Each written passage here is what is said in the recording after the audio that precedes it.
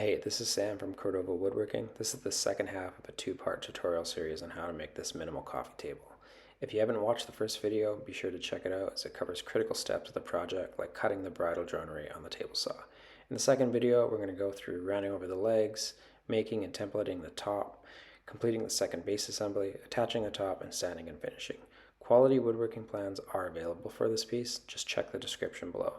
I'll note that a ton of woodworking techniques are demonstrated in these videos that can help you build the piece successfully. That said, if you make this one of your upcoming projects, be sure to get professional and in-person training to ensure safe execution for all your woodworking operations. Good luck and be safe. To make the round over on the legs, use a 3/4 inch round over bit. If operating a router by hand, it's critical the workpiece is very secure. You will have to do one edge at a time, flipping and orienting your legs as needed. It's always good to have sharp bits and test your depth of cut on a piece of scrap material before your workpiece.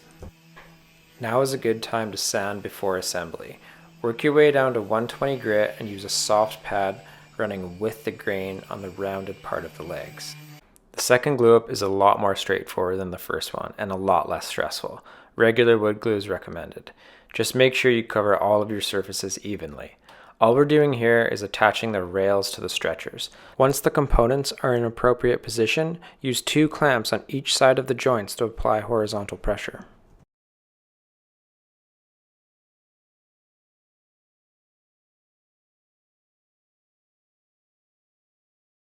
The only minor complication here is we need a spacer placed at the bottom of the legs to ensure they remain square.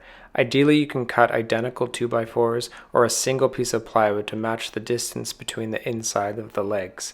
To know what this exact measurement should be, do a dry fit with all of the base components and measure the distance between the top of the legs. The last part of this assembly is to put clamps on the joints vertically. Use one F-clamp on each of the joints and apply ample pressure. After the glue is done drying, sand the entire base down to 120 grit and get ready to attach the fasteners for the top and to apply finish. It's a good idea to do a grain raise with water on the base, especially since we have exposed end grain. We'll cover grain raising in the tabletop section. So now that the base of the table is done, we're going to make the top. In general, the process is that we'll flatten one side of the board and then we'll run it through the planer to get the other side in parallel with it. We'll joint one edge, rip it on the table saw to bring it down to a parallel width.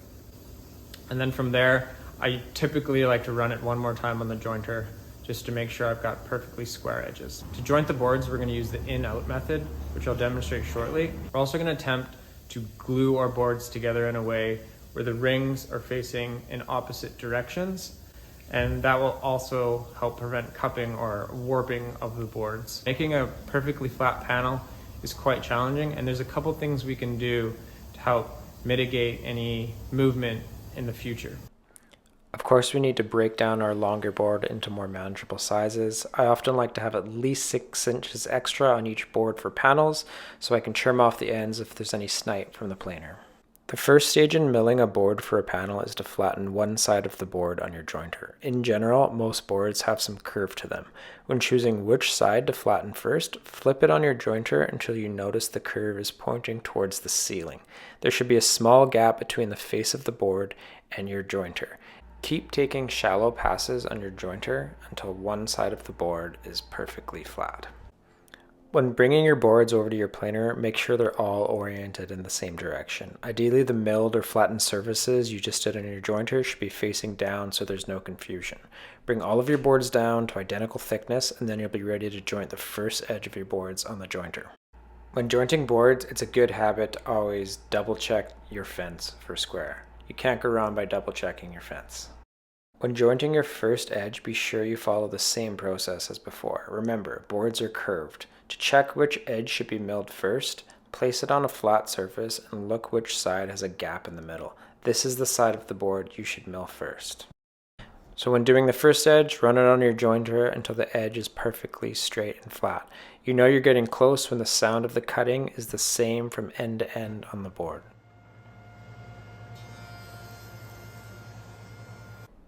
Now that the boards are milled to thickness and one edge is jointed, the edges of the boards need to be brought into parallel. This is done on the table saw by running the jointed edge of each board against the fence.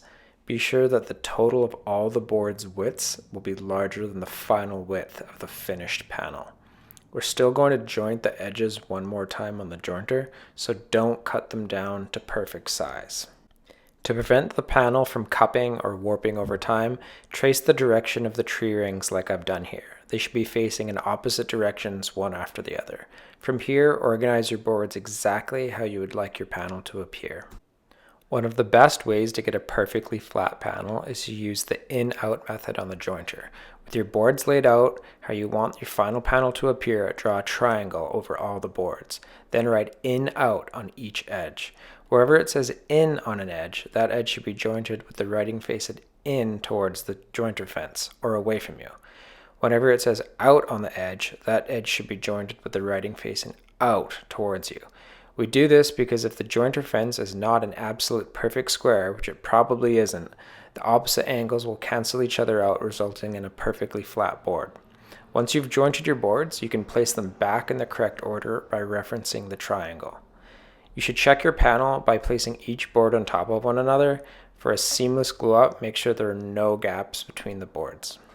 It's definitely encouraged to use an alignment aid for your panel glue up. I use Festool dominoes, but if you don't have those, biscuits or dowels are a great option as well. That said, this is a really small panel, so if you use cauls with tape on one side, but the tape facing the glue, that will do an excellent job as well, keeping it really nice and flat. If you're using dowels, biscuits, or dominoes for board alignment, make sure that you mark where the dominoes, biscuits, or dowels are at each end of the board, the furthest left and the furthest right, because when you cross-cut your board down to final width, you might end up cutting through those dominoes, biscuits, or dowels, exposing them in the end grain, and that's just not a good look. We've came so far, we don't want to make that kind of mistake. What you're looking for during the glue up is a nice, even, opaque layer of glue on one edge of each of the seams. If you find glue up stressful, I recommend using Titebond number 3 as it has a longer open time than regular wood glue. Clamping pressure is critical. You don't want to over tighten your clamps or your panel will bow. Once you get a nice squeeze out on each of your seams, use a straight edge to check how flat it is. If you find your panel is bowed upwards, you can do two things. Release some of the tension or add clamps from the top to counter the pressure from the bottom. You'll have to dial in the perfect tension on the top and bottom clamps until the panel is perfectly flat. After about 30 minutes, use a scraper to remove the squeeze out. Finally, do a quick sand.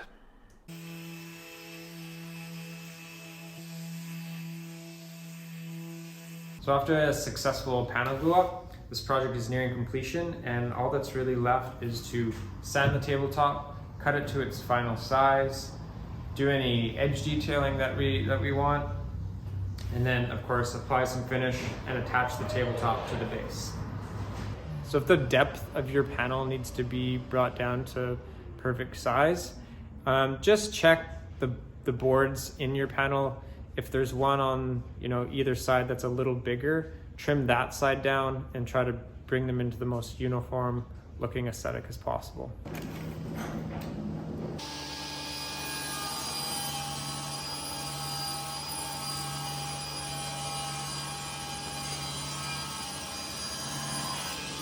Again, when doing your cross cut on each end, make sure you're not cutting through your dominoes, biscuits, or dowels. To cut the panel to final length, measure and mark out from the previously cut edge where your final cut should be. It's not overly critical if this dimension isn't perfectly exact. The last step in making the tabletop is to create the curves at each end, and doing that isn't that hard. I'm going to use a template.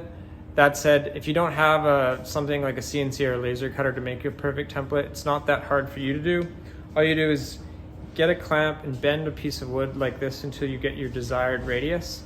And then you can either trace it right onto your workpiece or onto a template and cut it down as close to the line as possible with a jigsaw, bandsaw, or you can do it by hand with a coping saw. And then you'll have to sand that down smooth until you get the result you want. It's a little more tedious this way for sure, That said, it can get good results if you're patient.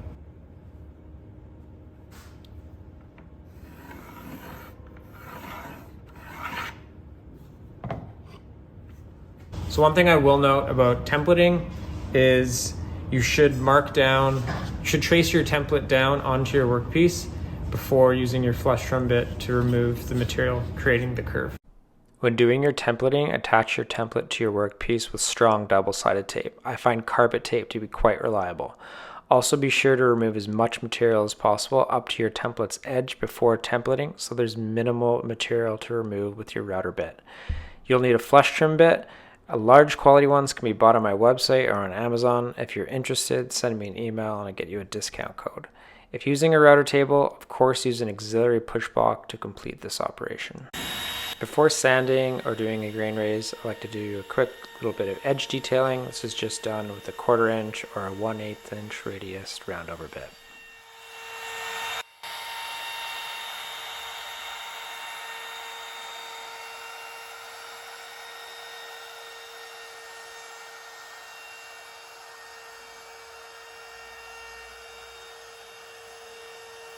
Doing a grain raise is very straightforward. The reason this is done is because when finish is applied, the wood grade can stand up and create a rough surface. Raising the grain in advance of this and sanding afterward ensures a very smooth finish to your piece. Spray your entire workpiece with water, including the end grade until wet. Do a quick wipe and let dry. Once dry, you'll notice it is rougher than before and the grain is standing up. Now it's time to sand. Before your grain raise, sand down to 120 grit, and after the grain raise, sand with 180. To attach the top to the base, we're going to use figure 8 hardware fasteners. They're a great option for a smaller piece since they're very secure, easy to install, and allow for wood movement. You'll need a drill, a 7/8 or 1 inch Forstner bit, and some small screws. The first thing you should do is clearly mark out where you want your fasteners to go. To do that, place them on your workpiece one by one. Draw a small mark about a 1/4 inch offset from the rail's edge. This is where you'll make a recess with your Forstner bit for the washers to sit in. The recess should be the same height as your washer.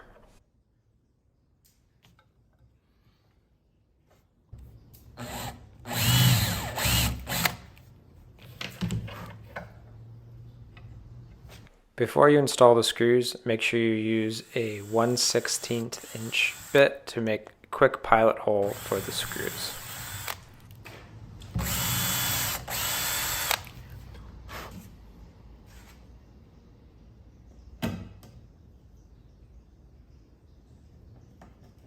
It's not entirely necessary, but it is a nice touch to remove the excess material on the recess with a chisel so you're left with a perfect horseshoe shape for your washers to sit in.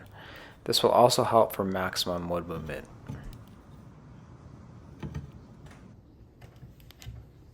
When you attach the washers with the screws, make sure you don't over tighten. Also, when the screws do become tight, it's likely the washers will pivot. Move them back so they're perpendicular with the rails. This allows for maximum wood movement in both directions.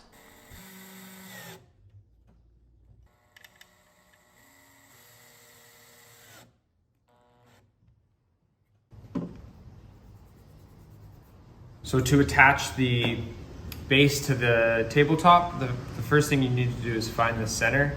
And the easiest way to do that is to get a straight edge and draw a line just in the center of the board, from corner to corner. And then you'll have your center. So I'm really lucky. My center is actually the mid glue line or the mid seam of the panel. So that's a good reference for me. If you don't have that luxury, just measure it out with a tape and then mark out along your board where that center line is. Now that you got the center of your tabletop, you'll want to find the center of your stretchers and mark it on the outside with a square. Sometimes measuring these like inner dimensions can be tricky.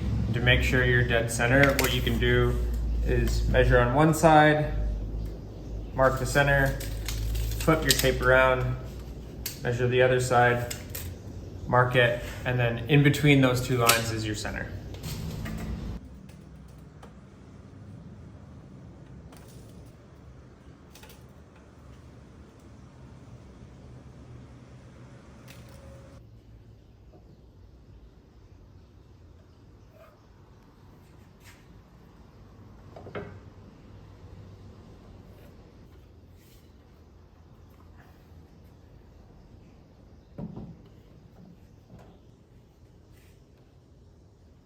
So now that the base is centered front to back based off matching the center lines that were drawn on the stretchers to the center line marked on the tabletop, it's time to center it from side to side.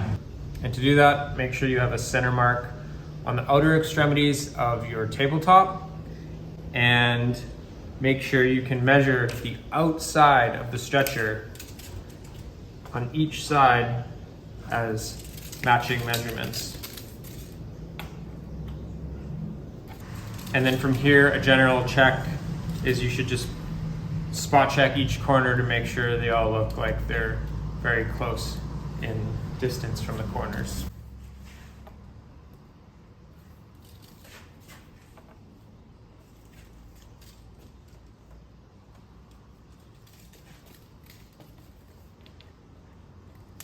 So I'm having a hard time getting my drill down into the fasteners. So what I'm going to do is mark out where each of my pre-drilled holes should go.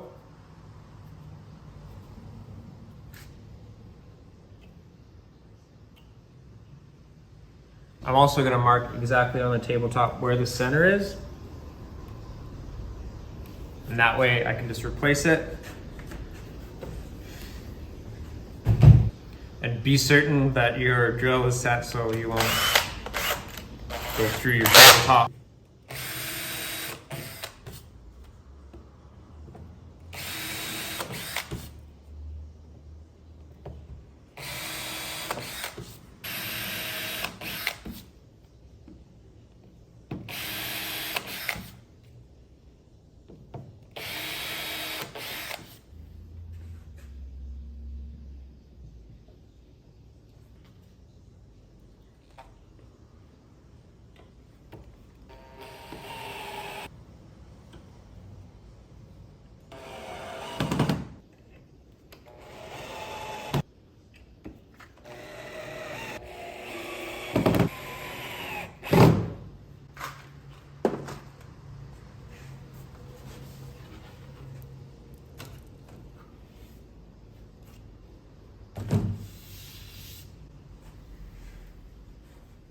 So for most projects, I typically use Osmo Poly X. For this walnut, I've got the clear matte, and I do 2 coats. It's pretty simple application. Get a little scrub or buffing pad like this. You can get in any big box store. And scrub on, and then once you have a really thin layer, you can wipe it off. Sometimes a good intermediary step is to take another dry pad and then buff it in a little more, and then do a final wipe down with your shop cloth. And then you'll repeat the process just 1 time. 2 coats is all you need. In general, Osmo is a great product. For darker woods, I typically use the clear matte, and I find it does an excellent job of maintaining the natural appearance of the wood. There's nothing harmful in it, so no mask is needed. The application is super simple, it's hard wearing, and it's water resistant. If you're not familiar with these buffing pads I'm using, they're kind of like a Scotch-Brite pad, but less abrasive. They can be found for cheap at any big box store. I buy mine at Home Depot. They typically come in a large rectangle, and you can cut out smaller pieces from. As I said, it's a 2-coat application. 2 thin coats should be buffed in with the pads. The key here is a thin layer. I can't stress that enough. Once the entire piece is coated, you can wipe it off or buff in 1 more time with a drier pad. Sometimes this yields better results. Either way, you should still wipe it off with shop cloth or a clean rag. So now I've done a kind of quick wipe of the base, and now I'll go through some cleaner cloths and be a little more methodical, just so I'm certain that I don't miss any spots.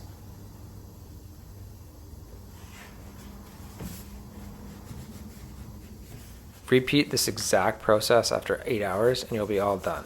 If you don't want to wait that long, I find an absolute minimum of 2 hours can be okay so long as it's warm in your shop. If you don't wait a long time between coats, be sure to allow for extra time before use, as you want to be certain everything is cured.